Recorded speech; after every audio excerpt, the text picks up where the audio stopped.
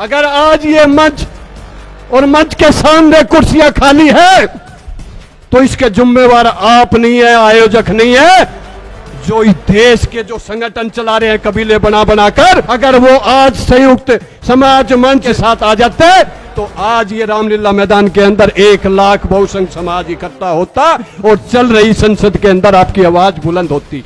और हमारे जितने भी बहुसंघ समाज के लोग हैं वो एनडीए में जुड़ने के लिए पीछे पीछे भाग रहे हैं। अगर एनडीए आया तो मोदी जी, और इंडियन आया तो राहुल जी। इन लोगों ने तो आपका हक छीना और कोई किसी की हिम्मत थी आपका हक छीन ले। मंच पर अतिथि कह रहे हैं कि 24 की तैयारी करो। भाई 24 की तैयारी तो कांग्रेस और भाजपा कर रही है, हम कहां कर रहे हैं। हमारे लोग तो सांसद विधायक बनने के लिए, उनके तलवे चाटने के लिए, उनके साथ फोटो खिंचवाने के लिए आज वहां पर खड़े हुए हैं।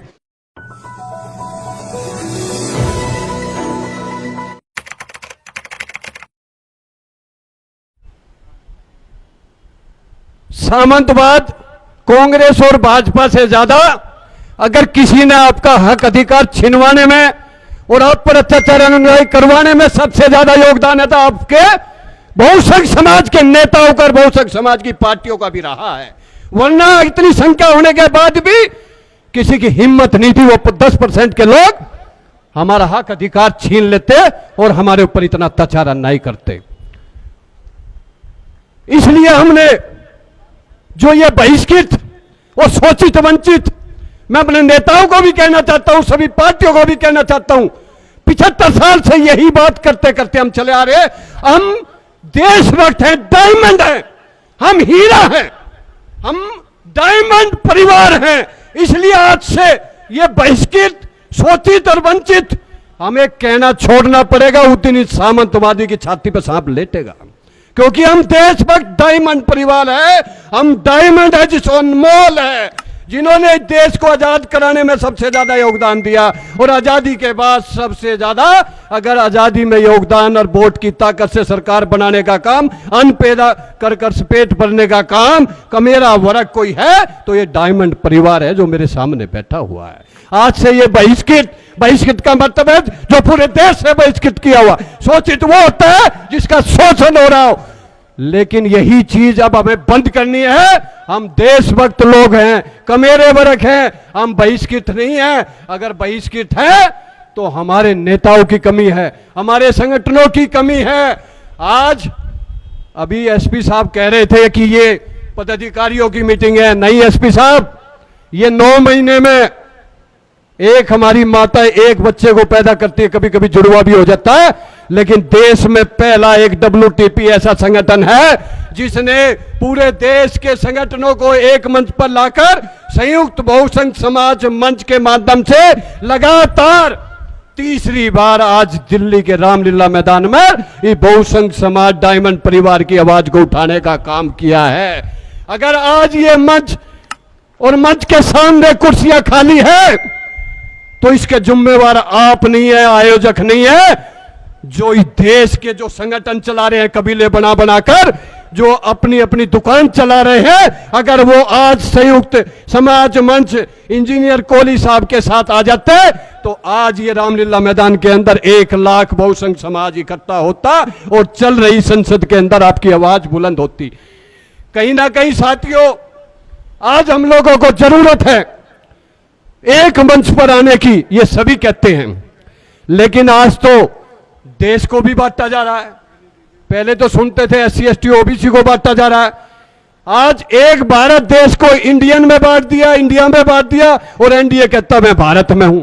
और हमारे जितने भी बहुसंघ समाज के लोग हैं वो एनडीए में जुड़ने के लिए पीछे पीछे भाग रहे हैं, कोई एनडीए में जुड़ने के लिए पीछे पीछे भाग रहे हैं। और हमारे मंच पर अतिथि कह रहे हैं कि 24 की तैयारी करो। भाई 24 की तैयारी तो कांग्रेस और भाजपा कर रही है, हम कहां कर रहे हैं। हमारे लोग तो सांसद विधायक बनने के लिए, उनके तलवे चाटने के लिए, उनके साथ फोटो खिंचवाने के लिए आज वहां पर खड़े हुए हैं।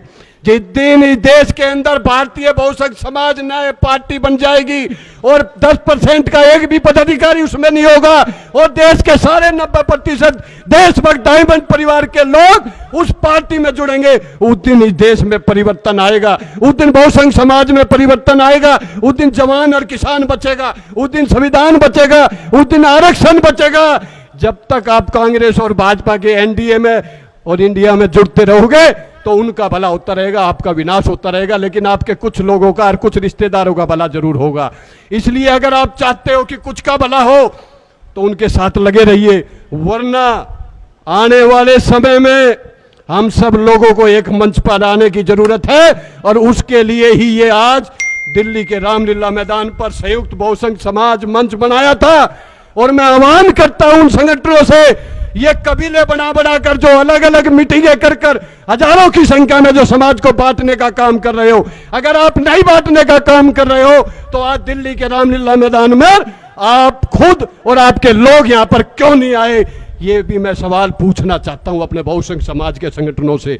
एक तरफ अपने मंचों पर कहते हैं कि बहुसंख्य एकता जिंदाबाद, लेकिन जब इस दिल्ली का रामलीला मैदान जिससे सीएम और पीएम पैदा होता है, जिससे सरकारें बदल जाती है, जिससे देश में परिवर्तन आता है, उस रामलीला मैदान के अंदर आज देश का कोई भी बहुसंख्य समाज के संगठन अपनी टीम को लेकर यहां पर नहीं पहुंचे, ये बड़े दुर्भाग्य की बात है।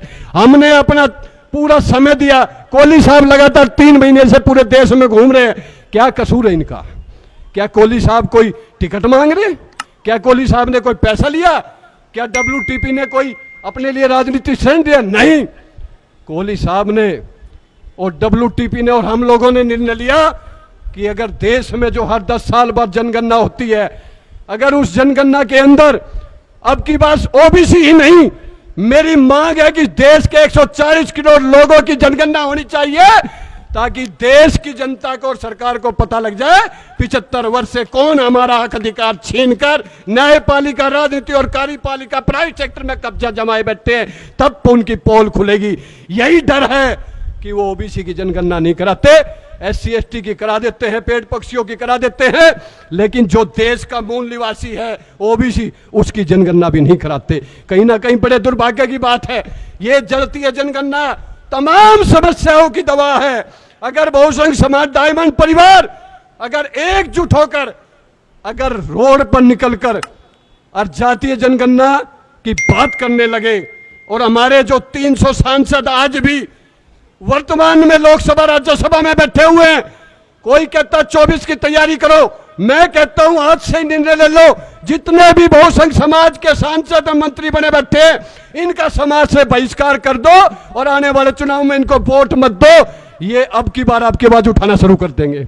जब तक आप इनकी आवाज में आवाज मिलाओगे, आपका काम नहीं होने वाला। आप 24 में बात देख रहे हो, अरे EVM ने लगातार 14 से लेकर बाबा साहब ने जो संविधान में वोट की ताकत दी थी, उस वोट की ताकत से EVM ने खत्म कर दिया। आज 2019 के लोकसभा चुनाव में 20 सांसदों को उत्तर प्रदेश के अंदर 8,420 वोट मिल गई। कैसे मिल गई? कैसे मिल गई? सेम वोट 20 सांसदों को कैसे मिल गई? जहां गोरखपुर में अभी पंचायत के चुनाव में 1146 वोट है, वह 1300 वोट कैसे डल गई? जहां 4300 वोट है, वहां 4500 कैसे डल गई? जहां गुजरात के विधानसभा चुनाव के अंदर 5 बजे तक और आध घंटे के अंदर 17 लाख वोट डल गई। 1 मिनट में 1 वोट डलती है, कैसे आध घंटे में 17 लाख वोट डल गई? कोई जानता है इस चीज को? जिस देश ने विदेश में इस EVM का आविष्कार किया था, उसने भी और जो इसको चलाते थे उन देशों ने इसको बैन कर दिया। लेकिन ये भारत देश है, जुगाड़ू देश है। उनको पता है कि देश के लोग धार्मिक भी लोग हैं, देशभक्त लोग हैं। बाबाओं के बहाने से, राष्ट्रवाद के बहाने से लोगों को गुमराह किया जा रहा है। अरे 24 की तैयारी हम करने चलते, लेकिन आपकी वोट जा रही है साइकिल पे, लेकिन जा रही है कमल पे। आप डाल रहे हो हाथी पे, जा रही है कमल पर। क्या करोगे आप? इसलिए सबसे पहले समस्या का समाधान होना चाहिए, और समस्या का समाधान के लिए कोहली साहब संयुक्त समाज मंच SC ST OBC माइनॉरिटी को लेकर जातीय गणना कराकर संख्या के हिसाब से जिसकी जितनी संख्या भारी उतनी उसकी हिस्सेदारी। 90 पे 10 का राज नहीं चलेगा, नहीं चलेगा। और ईवीएम हटाओ, देश बचाओ। ईवीएम हटाओ, संविधान बचाओ। ईवीएम हटाओ, भाजपा भगाओ। इन नारों के साथ हम लोगों को एक मंच पर आकर चलना पड़ेगा। और ये जो हमारे नेता ये एनडीए के साथ जा रहे हैं, कोई इंडियन के साथ जा रहा। आज मुझे एक गठबंधन बता दो एसपी साहब, जो ये तैयारी कर रहा हो, जो 90% लोग हैं वो एक मंच पर आने के लिए बात कर रहे हैं। फिर कैसे आप 24 में आ जाओगे? भाई आ जाओगे 24 में, कैसे आ जाओगे? अगर एनडीए आया तो मोदी जी, और इंडियन आया तो राहुल जी। अरे इन लोगों ने ही तो 75 साल से आपका हक छीना है। इन लोगों ने तो आपका हक छीना, और कोई किसी की हिम्मत थी आपका हक छीन ले? इसलिए मैं कहना चाहता हूं बहुसंघ समाज के संगठनों को और बहुसंघ समाज के लोगों को जो आज मंत्री बने बैठे हैं, अगर आने वाले इस सत्र के अंदर आपने ये जातीय जनगणना की आवाज नहीं उठाई, बैलेट पेपर से चुनाव की आवाज नहीं उठाई, तो ये बहुसंघ समाज इस रामलीला मैदान से आह्वान करता है कि आपका समाज से भी बहिष्कार करेंगे और वोट की ताकत से भी आपका बहिष्कार करेंगे। उस दिन ये बहुसंघ समाज के सांसद एमएलए आपकी बात को सुनेंगे। अरे हम कहते हैं 24 में जिताकर लाएंगे। हमारे तो बाबा साहब ने संविधान में 130 से आसपास तो रिजर्व सीटें हमारी पूरे देश में, और ओबीसी मिलाकर 300 सीट आ जाए, 272 में एक प्रधानमंत्री पैदा होता है, 18 करोड़ में एक प्रधानमंत्री पैदा होता है। हम 1 अरब 10 करोड़ है पूरे देश में। आज क्यों फिर हम एक देश का प्रधानमंत्री क्यों नहीं पैदा कर पाए? कहीं ना कहीं हमारे नेताओं की, हमारे संगठन जो कबीले बनाकर चल रहे हैं, अपने स्वार्थ के लिए अलग अलग कांग्रेस बीजेपी के लिए लगे हुए। जिस दिन वो आपकी आवाज को, अपनी आवाज मिलाकर हर एक मंच पर आ जाएंगे, और जिस दिन भारतीय बहुसंघ समाज नए पार्टी बन जाएगी और उसमें सिर्फ बहुसंघ समाज का ही पदाधिकारी बन सकता है, ये बाइलाज के अंदर रोल होगा, उस दिन आपको कोई सत्ता में आने से रोक नहीं सकता। वरना कभी राहुल आएगा, कभी मोदी आएगा, आप कभी भी नहीं आ पाओगे। ये कारण सुन लेना आप। इसलिए आज इस रामलीला मैदान की धरती से मैं देश के प्रधानमंत्री को कहना चाहता हूं, आपने 2014 में कहा था कि मैं ओबीसी प्रधानमंत्री हूं। आज देश के अंदर न्यायपालिका के अंदर हाई कोर्ट और सुप्रीम कोर्ट में एक भी ओबीसी जज नहीं है। 40 केंद्रीय विश्वविद्यालय में एक भी प्रोफेसर ओबीसी नहीं है। जो 70 करोड़ के आसपास है, और दूसरा व्यक्ति ओबीसी है जो SC ST के साथ बड़े भाई के रूप में लड़ाई लड़ता था। 90 के दशक में SC ST को चारपाई पे बैठने का हक दिलाया लालू यादव ने, वह वोट डालने का हक दिलाया, आंख से आंख मिलाने का हक दिलाया। किसने दिलाया? हम लोगों ने दिलाया। हम लोगों ने अपने लोगों को साथ लिया। आज जरूरत है हम सब लोगों को वही एकता की जरूरत है, वही एक मंच पर आने की जरूरत है। आज मणिपुर में ही नहीं, आज राजस्थान में ही नहीं, कश्मीर से कन्याकुमारी तक से कटक, दक्षिण से पश्चिम, उत्तर से दक्षिण तक, सब जगह महिलाओं पर अत्याचार हो रहा है। सब जगह बहुसंघ समाज पर मूछ रखने पर हो रहा है, घोड़ी पर चढ़ने पर हो रहा है। कहीं ना कहीं सबसे ज्यादा अत्याचार अन्याय हो रहा तो वो हमारे बहुसंघ समाज डायमंड परिवार के साथ हो रहा है। अरे जो इस देश का रखवाला रहा है, जिसने इस देश को सारी सरकार बनाने में वोट की ताकत सबसे ज्यादा रही है, सबसे ज्यादा मजदूरी कर कर बिल्डिंगें बनाने का काम करता है, सबसे ज्यादा अन्न पैदा कर देश का पेट भरने का काम करता है, चाइना और पाकिस्तान को मुंह तोड़ जवाब दे देकर शहादत और बलिदान देता है। फिर हम लोग कैसे बहिष्कृत हो गए, कैसे शोषित हो गए?